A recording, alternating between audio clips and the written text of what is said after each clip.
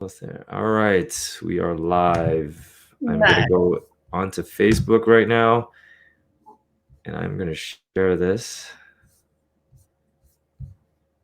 I will wait your notification. Let's see if it's shared here. Make sure this gets out to everyone. All right, it's live. So it's on my Facebook. I'm going to share it over into our Fight Fit Bootcamps page. So where should I find it? It's on my profile. Okay. All right, sharing it. That's so cool. It's cool, right? So just share this? Yeah, you could share the live broadcast. Bear with us, people. So we're just sharing it on to our other. I'm sharing it onto my Fight Fit Bootcamps page, and then Gemma's going to share it onto her profile as well. It's not share to a page's story. Or share to your profile, whatever. Okay.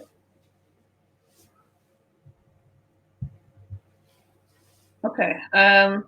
It's not letting me share to my Girls Who Fight page, but it's all good. Yeah, I'll start off with a quick little bio. Okay, everybody, this is Gemma Sheehan. She is an ex-MMA fighter from Toronto, Canada. Gemma, she's a Pan Am champion in Brazilian Jiu-Jitsu. She was nominated for the best up-and-coming amateur female MMA fighter in the world. In 2017, she learned she had a visible brain damage and decided to end her MMA career. Then she started Girls Who Fight, a program that helps girls build confidence and character through learning self-defense and MMA.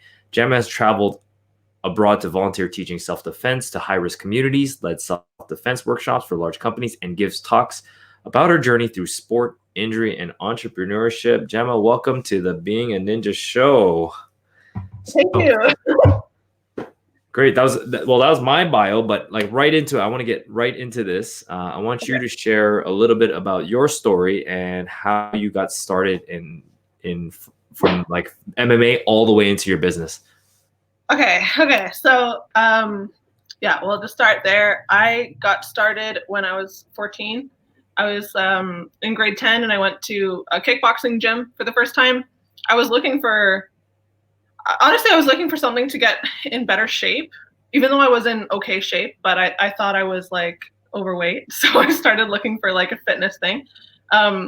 And I did kickboxing just for fun for a year, maybe a bit longer. And from there, it started to be something that I felt like I was actually kind of good at. Whereas a lot of the things I did as a kid, dance, gymnastics, like singing, anything, piano, I never really felt like I was that good at it, or I could really take it somewhere to be something. And I think every kid kind of, at least me and like some of my friends, I know you think of yourself as like, you want to be something special and you want to find that thing that's going to take you there. And I felt like when I started kickboxing, that was the first time I started doing something where I was like, oh, like I'm kind of good at this and I like it. And I don't even know if that came from me or if it came from the people around me starting to encourage me to do things like start competing, and to start doing jiu-jitsu and to start doing wrestling and to fight MMA. And that's kind of how it happened. I kind of just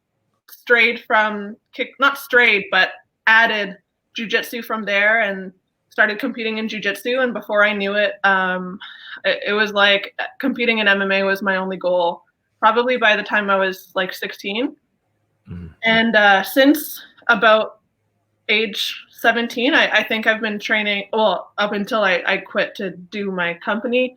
I had been training like a professional fighter with, 1 to 2 training sessions every day, 6 days a week, all throughout high school and university. Well, the ending of high school and university. That's how I got started in fighting, to answer that question.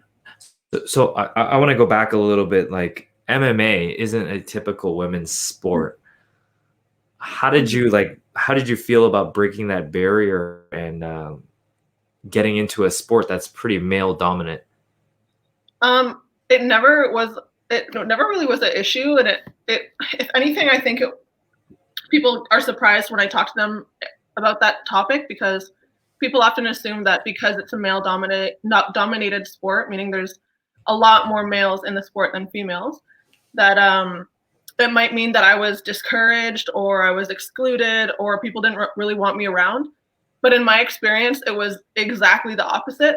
Like, I felt like I had a lot of opportunities and almost privileges for being a girl because, well, for one, when I was in high school, everyone thought I was so cool to be like, oh, Gemma, you're doing kickboxing. That's so cool. And boys would come up to me and tell me how I was so cool. And I was like, yeah, I know. I just, it did make me feel cool, to be honest, when I was in high school. Yeah. I was always into like fighting movies, spy movies. I was going to say ninja, but yeah, exactly. Everybody wants to be a ninja.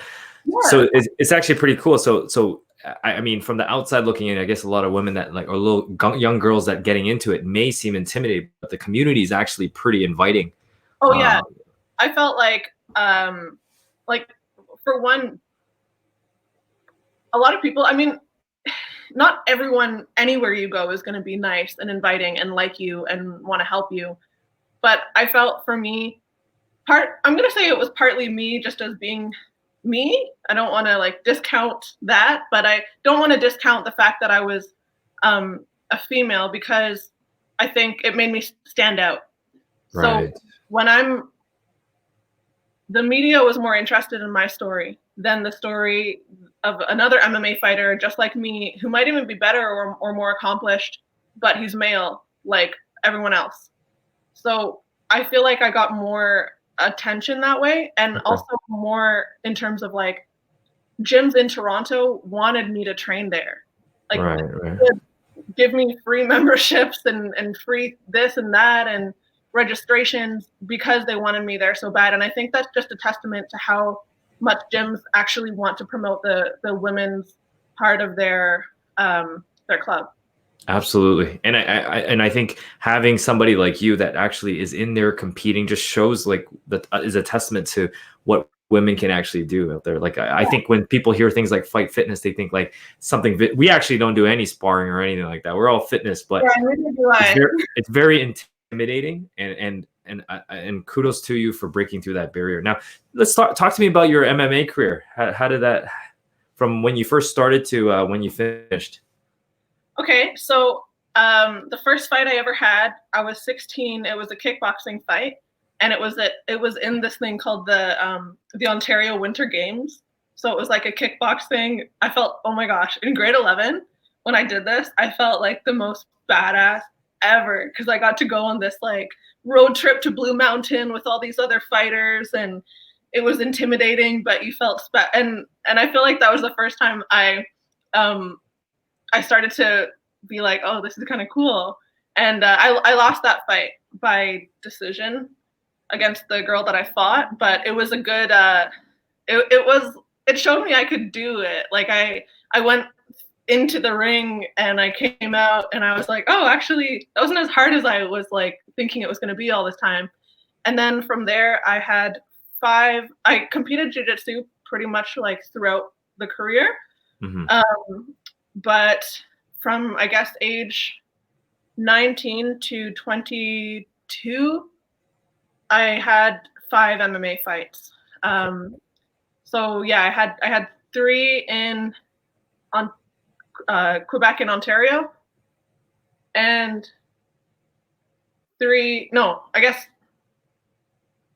here and 3 in the States. Sorry, that's 6. Because my record is 5-1. It was a while ago. I have to think about it sometimes. Yeah, and this is when MMA for women was like. Was it before the Ronda Rousey era, or was it just Ronda Rousey? It was during it. Oh, so the hype of Ronda Rousey coming up, and then you as a female MMA fighter. Okay. While I was fighting competitively, Ronda was still the champion. Oh, wow. Okay. And she lost while I was fighting too. So that was really like, I think Ronda. Seeing that what she was doing and like how successful she was with it, and that's definitely something when I was around 16 and thinking about, wow, this might be something I could do. Yeah. Seeing her do that, I was like, okay, if she can do it, I can do it. That was kind of my mindset. Okay. There. So you're an accomplished fighter. You've had an amazing run in the MMA circuits. Talk to me about this injury of yours that set you back a little bit. So I had 3 MRIs over my course, and the first one I had a bit earlier on in my career, and they said they found something. They said it was a strange irregularity, in their words, but they told me not to worry about it. So in my like very narrow-minded fighter mentality of like, I don't need to worry about injuries, I'm invincible, I can do this, I was like, okay, I won't worry about it. And I just kept going and sparring hard and fighting and fighting and fighting. And then after my last fight, I had another MRI to follow up because I thought after my last fight, that was the first fight I was hit a lot. So my other fights weren't so bad, but I still had the irregularities before that anyway. So I'm assuming it was due to a lot of sparring and in-gym practice. But anyways, after my last MRI, they said they called me to like talk to them in their office. Well, the neurologist. And she said that it's something, she showed me my brain scans and she showed there's like 2 white clusters of white matter at the back of my brain. And she said that this is something called white hyperintensities. And it's basically clusters of white matter that should not show up on a brain scan unless you are elderly or unless you have like a degenerative disease like MS, dementia. And she said that it is common among people with brain trauma due to impact. So they see it in boxers, hockey players. And she said that she couldn't be sure if it was something, maybe there's a chance I was just like born with this white matter in my brain, but because of my career in MMA, it was really likely that I developed it and that it was because it was linked to these diseases. Right. It was something that I actually had to think about, like, okay, this is something that could be life-changing. It's not like a dislocated knee or nerve damage in my elbow. It's something different that could change my whole quality of life. So that happened after my last fight, and after that, I basically thought for a while, at least 6 to 8 months, I hadn't made any decisions. I kept. How was the decision making process to stop? Because you probably had like it was a fight back and forth, right? Yeah. Well, like any smart fighter, after I got that news, I started training for my next fight. I didn't really, like, I knew it. I didn't tell anyone really, but I don't know. It's almost like you just think you're going to be okay. And like, you don't really want to acknowledge it, go through all the stages of denial, acceptance, fear. Right.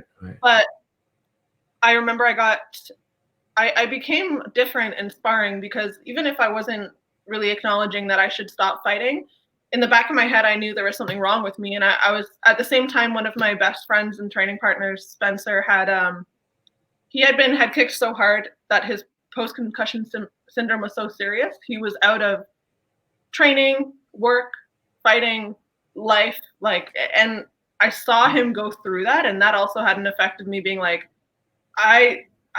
honestly, fighting isn't worth that. Yeah. And seeing him like struggle just to have a conversation with you for an hour about, a TV show or whatever, it was so rough. And it just really made me consider why I was doing it in the first place. And if it was worth what could happen if I continued. Well, for sure, it would have been way worse. And like, I don't think people understand, like, the fights are short, right? They're not that long. It's all the training that you did in the hours and hours of training and getting hit in training that really probably caused more of the damage than the actual fight itself. I'm definitely convinced of that. My fights were so short, and like, it's not like I was going against really heavy, strong people.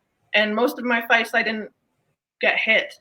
But most of my fights ended in the first round, so they weren't. There wasn't a lot of damage, but in training, I know I've been rocked and knocked down and hit. And, for sure. So you made the decision.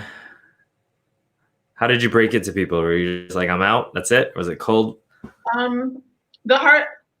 I didn't. exactly tell everyone like that.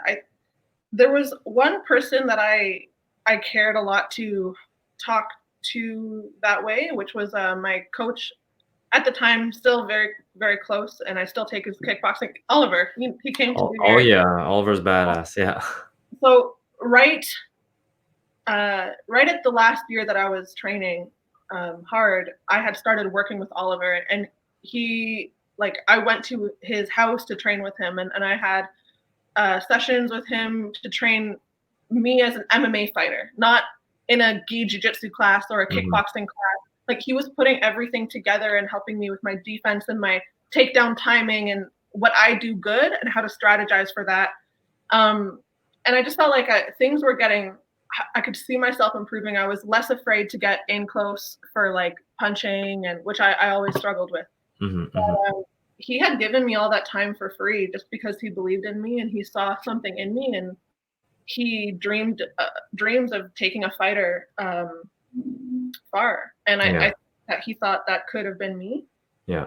Um, he also put me in contact with a female trainer called Joy who did the same for my conditioning, and she charges a lot for her time, and she did it for free because they believed in me, and I just felt like those were the only two people I was really. I knew that they would understand, Hmm. um, Hmm. but you feel almost bad because people Yeah. are Yeah. investing in you, and then you're saying, "I don't actually want this anymore." And Yeah. another part of you is scared because you wonder what you're going to mean to anyone anymore after you stop being the only thing everyone knows you to be. It's like, well, are my coaches even going to talk to me anymore? Are my training? Right. Right. I'm going to stop being this cool MMA fighter that walks into the gym, and it's just there's a lot that goes on in your head. But when I told Oliver, um, he basically said he was happy I was making that decision because fighting is not something that you should have one foot in. Yeah. And Yeah. it's too dangerous if you're just going to have one foot in. And if For you sure. think you could do something else and maybe it would be more fulfilling, then maybe you should. And he just there was nothing like it was just very relieving.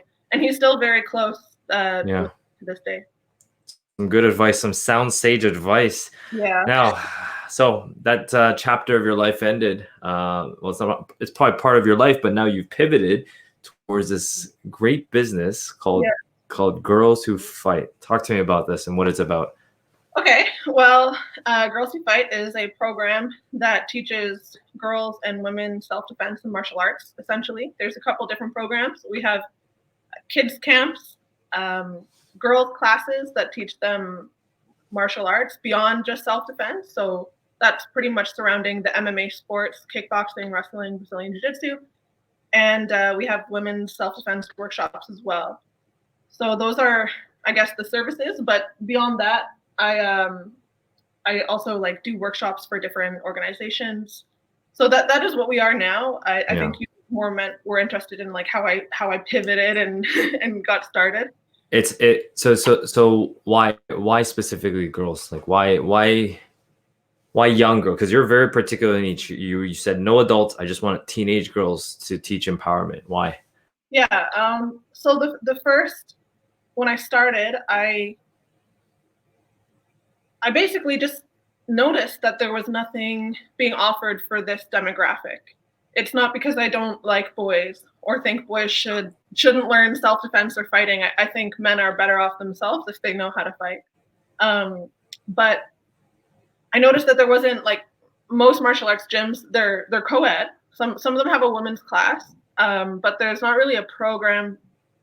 There's not many programs for women, and there's no almost zero programs for girls and teens, Hmm. um, specifically for mixed martial arts. So I thought like, well, maybe there's a reason no one's doing it because these girls might just not want the service, and maybe that's why. But I figured if it would work, it would I thought I could be the one to do it because of my experience.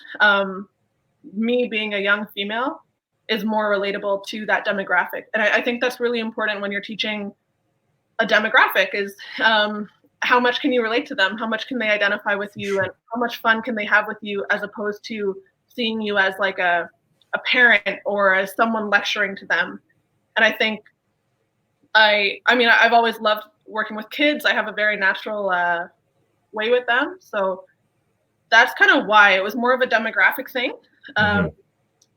And then I tried it out, and it turns out that there's a lot of families, parents that want their kids to learn some martial arts, and a lot of girls that are interested in it more than I thought. Mm-hmm. That's solid. So you figured out there's this unserved opportunity with all these girls who don't really have a program catered to them, because most gyms, they're run by guys, males, and Yeah. I can imagine young girls not being able to relate to a lot of these male coaches or male teachers. Yeah. Right. It's nothing against them. Like, I'm glad they do it, because someone needs to teach self-defense. And if more men are in martial arts, more men are going to be able to teach it as self-defense to women. So it is good that they do that. And I don't want men to stop teaching self-defense. I just think if it's a program taught by like a 40-year-old man, maybe, which is like pretty much average when I see self-defense being taught, which is fine, versus like a 20, at the time when I started, I was like 23. I'm 25 now, but even 25 versus a 25-year-old female, teenage girls are going to gravitate more to the female teacher. For sure. Kind of my hypothesis. And I think it's true. I think it's true, and it's been working. And for those that don't know, Gemma does run one of her programs out of our Fight Fit location in Markham. So solid program. So once we're back open, we want to get that going as well. For those watching, I know there's a few people watching. Feel free to ask any questions. I'm going to go into a lightning round with questions for Gemma from her experience. All right, so here's one. What do you do for fitness and health? What's your routine look like? I'm not the best, honestly, because it's very easy for me to like just not do anything except for what I'm focusing on at the time. But I do try to keep up with my martial arts. So I try to do at least 2 to 3 days a week of either jiu-jitsu or kickboxing. In terms of working out, I was getting a lot better at that recently, because I started going to this group workout, which I had never tried before. And I had always just tried to push myself to do it alone in the gym. Yeah. Wouldn't, like, I'd get there, I'd do half as much as I planned to do. I do it half as heavy. I would be like, I don't need to do the cardio. I've done enough. I just wouldn't push myself the way like a coach would push me, or the way I would push one of my students. And I just decided to invest in a group workout program with like an instructor who could show me what to do and hold me accountable and push me forward. And it was the first time I've like stuck to something like that in a long time. So I'm like so happy I found that. Definitely worth it. Listen to that advice. Even coaches have coaches. Oh yeah. The best coaches have coaches. Awesome. I definitely don't want to be my own coach in the gym. Exactly. It's tough, right? Well, you don't push yourself as hard, right? So for sure. Some people do, just not me. Yeah. Some people that have it. And another question: books. What are some of your book recommendations? Oh gosh. Well, there's a lot. The one that I think that comes to mind that I think is meaningful is Man's Search for Meaning by Viktor Frankl. It's kind of like a philosophy, psychology, history, personal experience book, but where is that? Oh, do you have it? Have you read it? It's on my shelf. Yeah, one of my favorites. Yeah, for sure. Okay, so you read it, but that was one of the books that like really made me feel like, wow, I have so much opportunity. I have so little to complain about, and it just really changed my perspective on how to look at things. Yeah, sorry, I was trying to look for it. I do have it over there. I did read it before. It's a great book, so highly recommend it. All right, we got a question here. Look at this. Scott, what impact have you found your classes have on the girls you coach? Any stories that stand out? I love that question. Yeah, that's like that is like the best part of my job is hearing those feedback stories from either kids or their parents. I have heard a lot, so I'm gonna try to think of a couple. I mean, last week I got an email from one of my students, Claire, and it was just basically her telling me that she had been like just kind of bullied and picked on in group chats and at school, and they actually started picking on her for doing self-defense because they thought that, I don't know, they did taekwondo and she did something different than that, and sometimes kids will just pick on anything that is different or anything that they can to try to pull you down, even if it's a good thing. So she sent me this long email about how she's so excited to tell me that the girls and the boys that were making fun of her actually started to talk about how self-defense and MMA is cool, and how they've been like they were asking her for advice and these kind of things. And she was just thanking me for my influence and my role in that. But it's an example of one student who has been through the program, and she's currently in the program, and she talks to me one-on-one after and before classes sometimes. And it's someone that I have a connection with, that I help try to help her understand how to deal with bullies, and why do people bully you to begin with? Why do they pick on you? And she just demonstrates everything in the program, like walking tall and speaking assertively and standing up for yourself, instead of like, if someone makes fun of you, you don't put your shoulders down and your head down and go and sulk about it. She'll put her shoulders back and her head up, and she'll say, well, I think self-defense is cool, and it doesn't matter to me if you don't disagree. And she actually goes and does those things, and it's nice to see that her environment is changing because of how she's approaching it and how she looks at it. And that's part of what I'm trying to do. So that's just one thing I can think of from last week. And I got another email from a mom who was saying that, like, we've been doing these online workouts with the girls that's free. So we're not taking anything from it, but it just to help them stay in touch with us and with each other. And she said that it was like the single connection her daughter had outside of the world right now, and how it was just so meaningful, and how she's just so grateful. There are kids in the program who their parents have talked to me about the bullying situations they were facing before, then coming to classes, getting trained in like how to be more confident and assertive, and how to stand up for yourself and not back down, and then how the bullying situations have changed, or how the kids themselves stood up. There was one, sorry if I'm ranting too much. That's all good. I love this. Keep going. It's a great question. There was a girl, there's an 8-year-old girl in the program, and her name's Ruby. And her mom asked her once, her mom told me the story while Ruby was in class with Felicia, our instructor. And she said she was talking to Ruby, and she asked her, Ruby, what would you do if like a stranger came up to you and said, hey, come here, I have something to tell you, or I have something to give you. Don't tell your parents. And Ruby goes, I do what Gemma said in that video. Her mom's like, what video? And Ruby, the 8-year-old girl, had been watching the video. I never even taught her that herself. I never even said, hey, if someone picks on you, stand up tall, look them in the eye, and say, don't talk to me that way, or, leave me alone, or get out of my way, whatever you need to say. But how you do it and how you stand, how you present yourself matters. And she had just seen me say that in a video, and seen other girls demonstrate that in a video, and that resonated with her to the point where as soon as her mom asked that, she looked at her and said, I do what Gemma said to do in the video. And I thought that was cool, because like it showed that it reaches more people, and that the girls actually retain it. And yeah, I hope those are some good examples. That is awesome. You're making a huge impact in the lives of the girls. We got another question over here. Josh, I love the work that you do and the story you're sharing now. It's pretty powerful. What advice would you give to parents to help their kids with self-defense? Obviously not the technical pieces, defending an attack, but you mentioned confidence and other less obvious elements of self-defense? How can parents play a role in building up their children? Great question.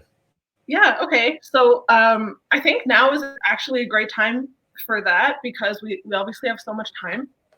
Um, the things other than the physical self-defense part that I think are important for teaching self-defense, which is what I focus on in the camps and workshops that I do, is confident presentation, assertive speaking, and situational awareness. If we're talking about a safety perspective, all those things kind of play a role. Situational awareness is something that's more like stranger in the alleyway type of thing, or it could even be like a bully. All of them kind of work with a predator or a bully type situation, even some like a robbery or whatever. You just, whatever the threat might be, you want your kids and your family members to be able to be as safe from it as possible. But that it can kind of be difficult because part of that comes with actually preparing the kids with what they can do. Some people don't like to think about it like that, but the good thing is that there actually are things that people can do that make them less likely to be targeted by both a bully and a predator. So in my research, one of the main things actually comes down to how you present yourself. So you can present and it's pretty fascinating to talk to kids about this without teaching them it, because you see right away how much they already pick up on in terms of confident body language and vulnerable body language. So it's not a secret why, like, all animal kingdoms, pretty much all the species have been using posture as like a status signal for like who's the alpha and who is, the more vulnerable members of that pack or whatever. Mm-hmm. And those vulnerable members are going to be the most likely to be targeted by the lion or the predator. Same with humans. So if we can help girls get into the habit of presenting themselves more strongly and assertively, I think that goes a long way, not just with self-defense, but also with stuff like giving a talk, making a presentation, walking into like your first job interview. If I walk into my first job interview and I'm like holding myself confidently, I can look the boss in the eye and explain assertively why I think I'm right for this job. That's going to go a lot farther than if I kind of walk in a little bit more defeated and not sure about myself, and maybe I'm covering and just showing a little bit more being unsure of myself. Right. So to give you something more tangible, that's kind of the idea behind it. You can help your kids think about walking and literally standing confidently. It's just the difference between open body language, so shoulders back, head up, legs at like a hip length instead of tight and crossed. Like getting used to holding eye contact with people when they're talking, and when they're speaking, getting them used to making assertive statements that aren't a question. So a lot of time, especially with girls, I've worked with so many at this point, I see the same things all the time, is things are kind of a question at the end. And even if I have to get them to do these games where they're standing up for themselves, it's almost like they're asking permission to the bully for them to stop being picked on instead of being able to make a statement. And I think it's just something that especially young girls struggle with a lot, is like keeping the confident body language while holding eye contact and saying like, don't talk to me that way. With no give back, as soon as you do it, you go back to this. You're like, okay, that was so hard. I gotta relieve all that tension because we're not used to really having to stand up for ourselves. Yeah. If you would like, not to like direct you to my website. So it's all good. You could go ahead, plug it. I have written just for your question, over the last couple of weeks, I was working on 3 articles that are it's called like the quarantine activities. So stuff that your families can do together to help kids through games and fun activities learn about situational awareness, how to be more aware of their surroundings, how to present a confident self, and how to speak assertively. So if you can go to the blog on my website and you'll see that, as well as other articles going more into the data, the research, the why for everything I've talked about. This is awesome. So great question. Thank you, Josh, for that. And I think it answered confidence, assertiveness, situational awareness, and confident versus vulnerable body language. Awesome points. All right, so I got one more question before we end things off. I believe everybody's life is like a kung fu movie montage or like an action movie montage. What is your favorite kung fu or action or martial arts movie, and why? Well, okay, I will say Kill Bill. it's just good. It's just a good action movie. Yeah. The characters are good. The fighting scenes are good. I don't know. I like the storyline. It's definitely more of a movie for adults. Yeah. Yeah. Don't watch it with your kids. Don't watch Kill Bill with your kids. Yeah. Awesome. I mean, that kind of like, yeah, those kind of stories I've always liked. And I like samurai. I like samurai swords. Yeah. I like Who doesn't? Who doesn't? Yeah. Awesome, Gemma. Thank you so much for doing this interview with me. If people want to learn more about you or they want to reach out to your programs, what's the best way for them to contact you or get a hold of you? Well, you guys can find me either on the Girls Who Fight Facebook or Instagram page. So that will be Girls Who Fight _TO for Toronto, or girlswhofight.ca. That's the website where you can find programs, information, the blog that I mentioned, which has different resources. So yeah, that would be best. Perfect. Thanks, Gemma. Thank you again for sharing your secrets on health, wealth, and being kick-ass and being an awesome ninja. All right. Take care. See you guys. Bye. Bye.